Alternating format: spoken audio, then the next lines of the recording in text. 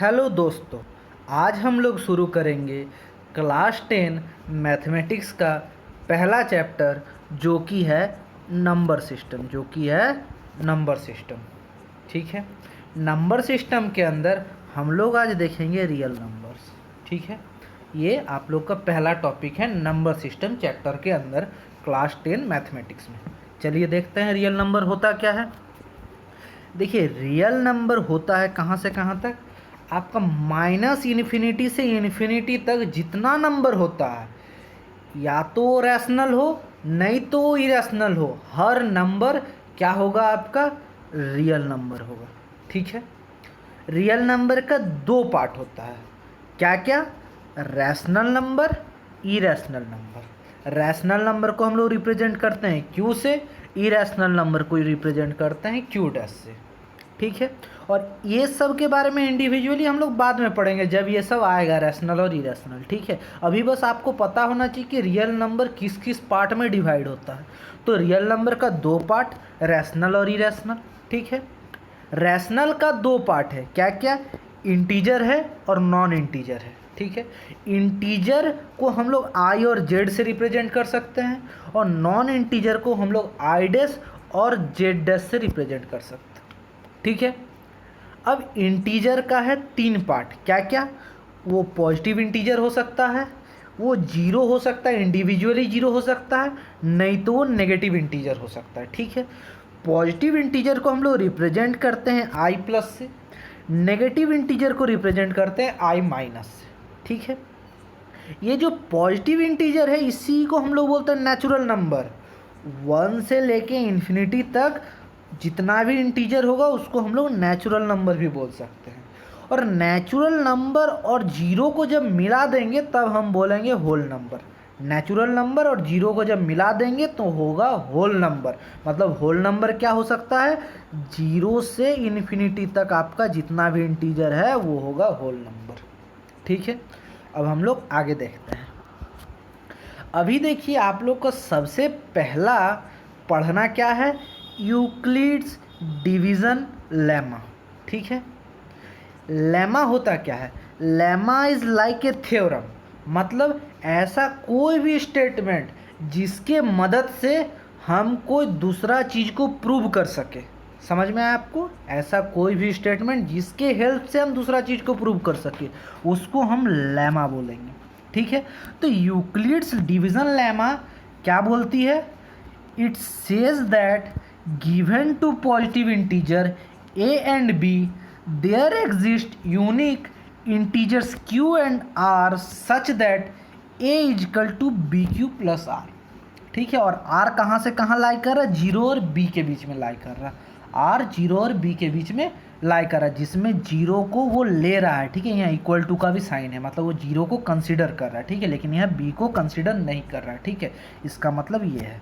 ठीक है। तो ये क्या बोला जा रहा है कि a और b हमको कोई गिवन टू पॉजिटिव इंटीजर दिया हुआ है, तब हम क्या लिख सकते हैं, a is equal to b q plus r. ये चीज़ हम लिख सकते हैं। यह है यूक्लिड डिवीज़न लेमा। तो इसमें a क्या है, a को हम लोग बोलेंगे डिविडेंड, b को बोलेंगे डिवाइज़र, और q को बोलेंगे कोशंट, और r को बोलेंगे रिमाइंडर। ठीक है। ये हो गया a, b, q और r को क्या क्या हम बोलेंगे। ठीक है। अब हम लोग नेक्स्ट देखेंगे यूक्लिड डिवीज़न लेमा का फिजिकल इंटरप्रिटेशन। फिजिकली हम उसको कैसे समझ सकते हैं। ठीक है। अब देखिए, फिजिकल इंटरप्रिटेशन में हम एक एग्जाम्पल ले लिए हैं। जैसे हम लोग 41 को डिवाइड कर 6 से, तो हम क्या लिख सकते हैं, 6 छक 36 हो गया, और रिमाइंडर बच गया 5, और कोशंट बचा 6, रिमाइंडर 5 और कोशंट 6 है।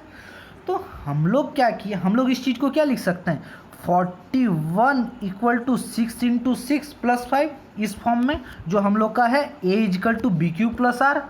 ठीक है। वही फॉर्म में हम लोग लिखे हैं a is equal to b q plus r. a यहाँ क्या है 41 है, b क्या है 6 है, q भी यहाँ 6 है। ठीक है। और r है 5। ठीक है। तो हम लोग क्या करेंगे, हम लोग कोई एक नंबर लाइन ले लिए। ठीक है। नंबर लाइन में हम लोग क्या करेंगे, जो हम लोग का नंबर लाइन है उसको हम लोग 6 पार्ट में तोड़ेंगे, मतलब 6 यूनिट से उसको डिवाइड करेंगे। 6 यूनिट से डिवाइड कर रहे हैं। ठीक है, 6 यूनिट से। मतलब जो हम लोग का बी का वैल्यू है, बी का वैल्यू जो यहाँ पे तो बी और क्यू सेम हो गया, इसलिए आपको पता नहीं चल रहा कि हम किससे डिवाइड करें। तो हम यहाँ बता देना चाहते हैं कि आपको बी से डिवाइड करें। जो भी बी का वैल्यू होगा उससे हम नंबर लाइन को डिवाइड कर रहे हैं, ठीक है, इक्वल पार्ट्स में। तो हम पहला डिवीज़न किए 0 to 6, उसके बाद 6 to 12, उसके बाद 12 to 18, उसके बाद 18 to 24, 24 to 30, 30 to 36 और 36 to 40। और यहाँ से यहाँ तक का जो हमारा ब्लॉक है उसको हम माने हैं B0, ठीक है, B0 माने हैं हम, ठीक है। उसके बाद 6 से 12 को B1 माने हैं, 12 से 18 को B2 और ऐसे कर करके 36 से 42 को B6 माना है, ठीक है। तो हमारा जो A है वो किसके बीच में लाई कर रहा है? 36 और 42 के बीच में, क्योंकि 41 36 और 42 के बीच में लाई करता है। तो हम लोग यहाँ पे A दर्शा दिए 41 में, ठीक है। तो हम लोग यहाँ से कैसे पता करेंगे किस किस का वैल्यू हमको पता करना है? Q और R का वैल्यू पता करना है, ठीक है। Q और R क्या हुआ? हमको A और B तो गिवन है ना, 41 और 6। और हम बोले फिजिकली कैसे समझेंगे कि 41 और 6 का हमारा कोशेंट और रिमाइंडर कैसे आएगा? तो हम लोग सबसे पहले क्या किए, एक नंबर लाइन ले लिए और हम उसको 6 यूनिट में डिवाइड कर दिए, ठीक है। उसके बाद हम क्या किए, जो हमारा 41 है, जो हमारा A है वो कहाँ लाई कर रहा? 36 और 42 के बीच में लाई कर रहा। तो हम लोग क्या करेंगे, ये जो हमारा B6 है, ये B6 किसके बीच में? 36 और 42 के बीच में। इससे पहले हमारा कितना ब्लॉक आ रहा है? उससे पहले हमारा कितना ब्लॉक आ रहा है, ठीक है। जितना ब्लॉक आएगा वही हमारा क्या होगा? कोशेंट होगा, ठीक है। तो कितना ब्लॉक आ रहा है? 36 और 0 के बीच में कितना ब्लॉक है?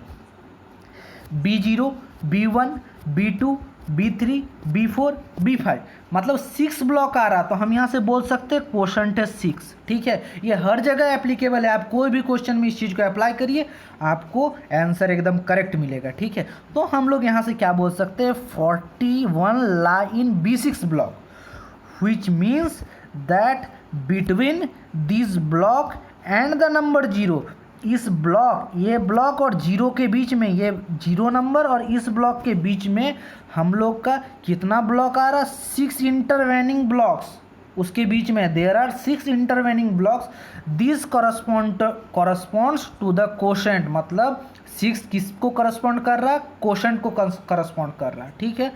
अब हम लोग रिमाइंडर निकालेंगे।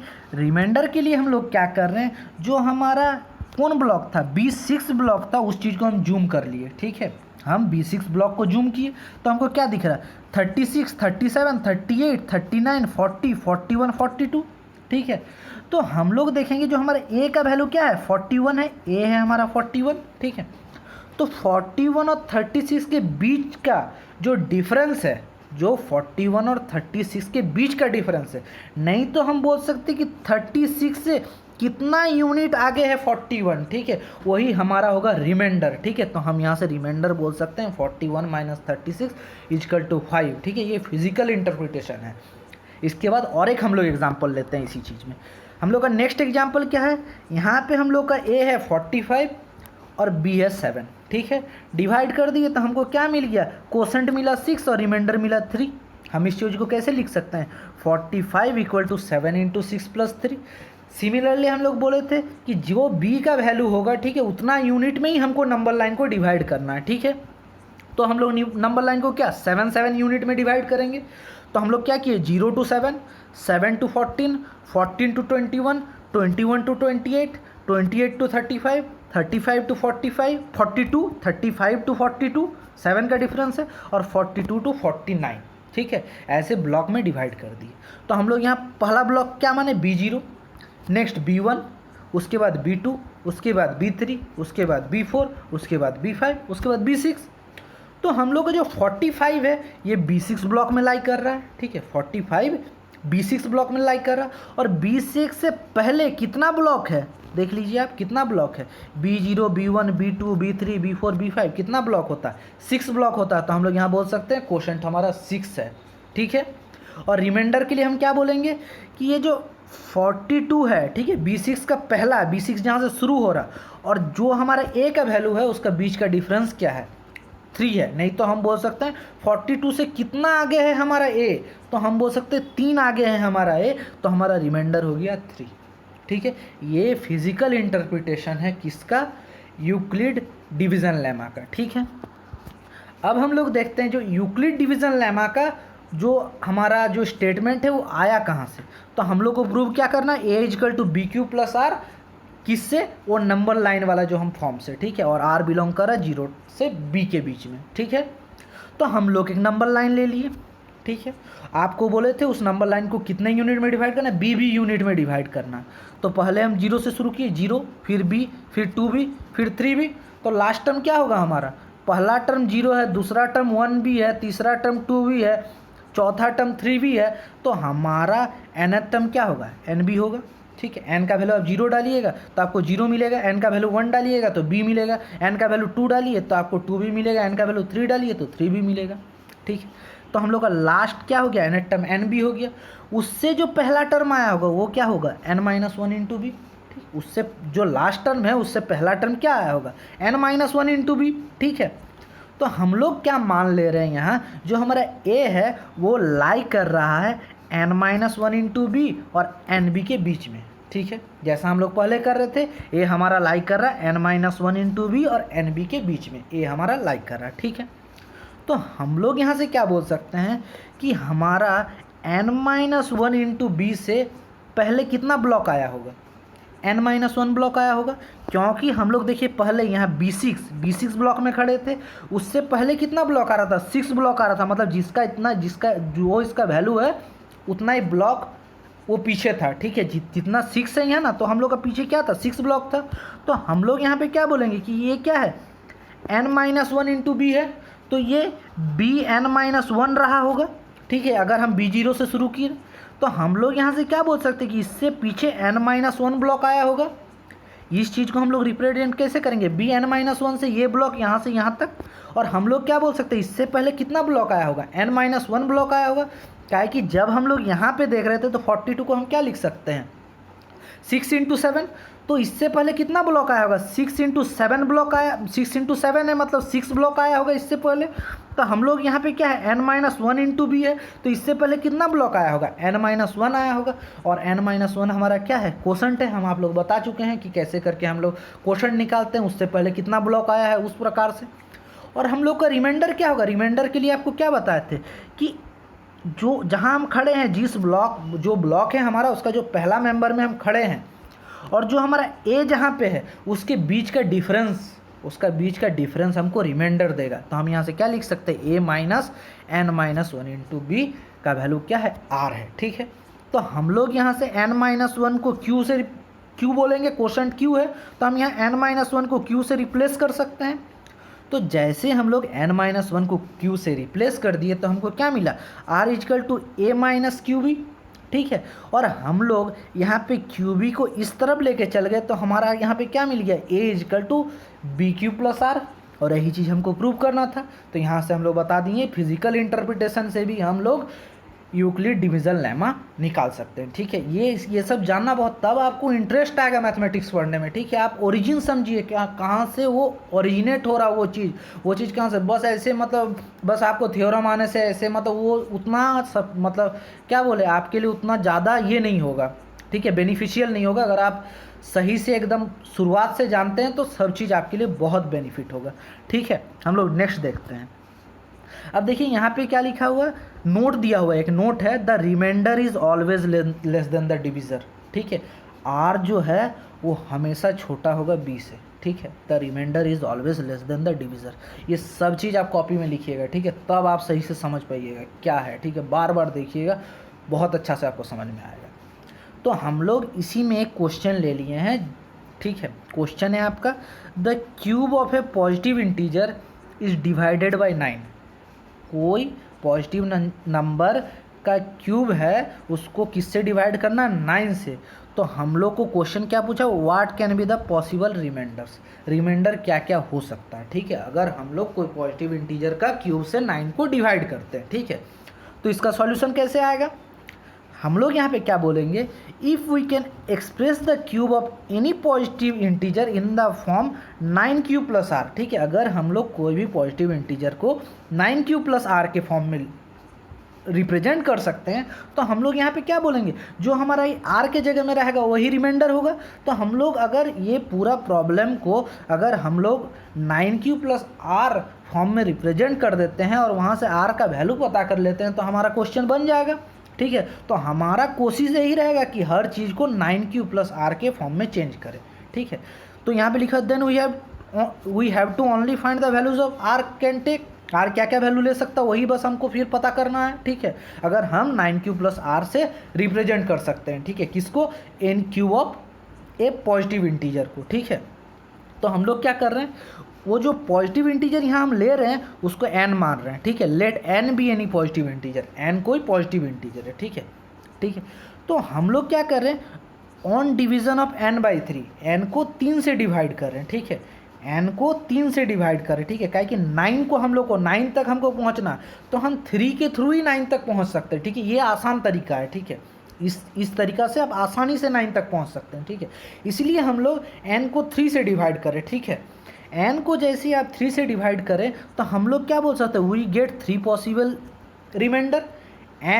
n कुछ भी हो। ठीक है, n मान लीजिए आपका 4 है। ठीक है, 3 से आप डिवाइड करिएगा तो आपको रिमाइंडर क्या मिलेगा, 1 मिलेगा। ठीक है, n का कुछ भी वैल्यू ले लीजिए आप। ठीक है, आपको रिमाइंडर 0, 1, 2 के अलावा और कुछ नहीं मिलेगा। आप कुछ भी वैल्यू डाल सकते हैं। ठीक है, n का वैल्यू आप 7 डालिए तो भी आपको रिमाइंडर 1 मिलेगा। n का वैल्यू आप 8 डालिए, 3 से डिवाइड करिए, रिमाइंडर 2 मिलेगा। कोई भी n के वैल्यू के लिए आपको रिमाइंडर 0, 1 और 2 ही मिलेगा। ठीक है, तो हम लोग क्या बोल सकते हैं, हम लोग यूक्लिड डिवीज़न लेमा अप्लाई कर दिए। हम लोग वहाँ से क्या बोल सकते हैं कि n अगर 3 से डिवाइड हो रहा है और हमारा 0 रिमाइंडर बच रहा है, तो हम क्या लिख सकते हैं, n equal to 3k plus 0। ठीक है, लिख सकते हैं। उसी प्रकार अगर रिमाइंडर 1 बच रहा है तो हम n equal to 3k plus 1 लिख सकते हैं। उसी प्रकार अगर रिमाइंडर 2 बच रहा है तो हम क्या बोल सकते हैं, n equal to 3k plus 2। ठीक है, तो इसी चीज़ में हम लोग केस 1 को सबसे पहले लिए। ठीक है, हमको पहुंचना कहाँ है, 9q प्लस आर तक पहुंचना है हमको। ठीक है, तो हम लोग क्या करेंगे, हमको क्या बोला, क्यूब, कोई भी पॉजिटिव इंटीजर का क्यूब करना है। ठीक है, तो हम लोग यहाँ पे पॉजिटिव इंटीजर क्या लिए, n लिए, तो हमको यहाँ पे n क्यूब करना पड़ेगा। तो n क्यूब किए तो हमारा क्या हो गया, 3k का क्यूब, तो हो गया 27k क्यूब। 27k क्यूब को हम ऐसे भी रिप्रेजेंट कर सकते हैं, 9 इंटू 3k क्यूब। तो ये किस फॉर्म में आ गया, 9q प्लस आर के फॉर्म में। ठीक है, ये हमारा q है, 3k क्यूब को हम q मान लिए, तो हमारा क्या हो गया, 9q प्लस आर के फॉर्म में आ गया। तो हम लोग यहाँ से क्या बोल सकते हैं कि हमारा रिमाइंडर 0 आ गया फर्स्ट केस से। ठीक है, अब नेक्स्ट केस देखते हैं। नेक्स्ट केस है हमारा क्या, n equal to 3k plus 1 था, तो हम लोग यहाँ पे क्या कर दिए, n क्यूब कर दिए। तो हम यहाँ से क्या लिख सकते हैं, 3k प्लस 1 का क्यूब कर सकते हैं। आप a प्लस बी का क्यूब का फॉर्मूला लगाइए, वो क्या होता है, a cube plus b cube plus 3ab into a plus b. ठीक है, वही चीज़ हम यहाँ अप्लाई किए, 3k का cube plus 1 cube plus 3 into 3k into 1 into 3k plus 1, यही फॉर्मूला अप्लाई किए। ठीक है, 3k का क्यूब को हम क्या बोल सकते हैं, 27k क्यूब, 1 क्यूब 1 हो गया, 3 इंटू 3k हो गया 9k, और 3k प्लस 1 जैसा था वैसे रह गया। हम लोग इस सब से 9k कॉमन ले लिए, 9k कॉमन ले लिए और प्लस 1 को अलग करके रख दिए। 9k कॉमन लिए और प्लस 1 जैसा का था वैसे रख दिए। 9k जैसे कॉमन लेंगे तो 27k क्यूब से 9k कॉमन ले लिए तो हमारा क्या बचेगा, 3k स्क्वायर। ठीक है, और इधर जो था वही रह गया 3k प्लस 1। ठीक है, हम लोग इसके बाद क्या किए, k को इस पूरा से मल्टीप्लाई कर दिए, तो हमारा क्या बच गया, 3k cube plus 3k square plus k, और प्लस 1 का प्लस 1 रहा और 9 था जैसे था।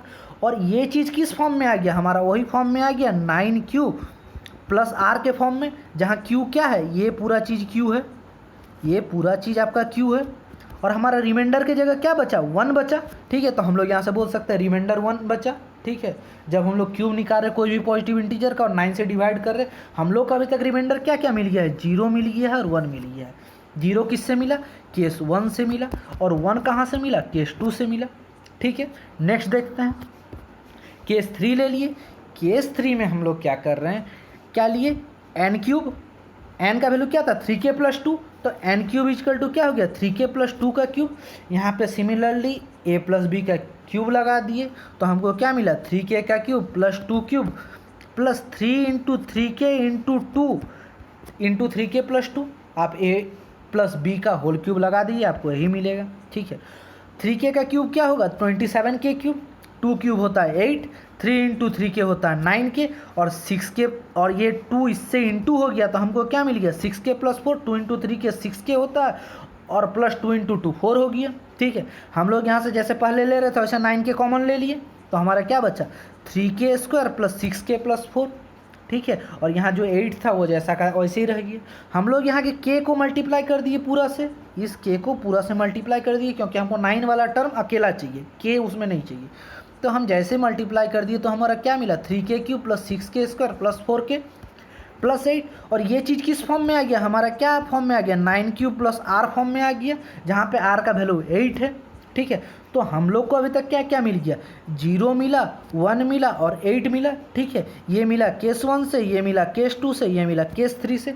तो हम लोग क्या बोल सकते हैं कि अगर कोई भी पॉजिटिव इंटीजर का क्यूब को अगर हम 9 से डिवाइड करते हैं तो हमको क्या क्या रिमाइंडर मिल सकता है 0 मिल सकता है, 1 मिल सकता है, 8 मिल सकता है, ये सब में से कुछ मिलेगा हमको। ठीक है, ये होता है पूरा क्वेश्चन। ठीक है, ऐसे सॉल्व करना। ठीक है, तो हम लोग यहाँ पे क्या लिखे thus we conclude that dividing the cube of positive integer by 9 can yield 3 possible reminder 0, 1, 8। ठीक है, ये है पूरा प्रॉब्लम बनाने का प्रोसीजर। ठीक है, आप लोगों का बहुत बहुत धन्यवाद।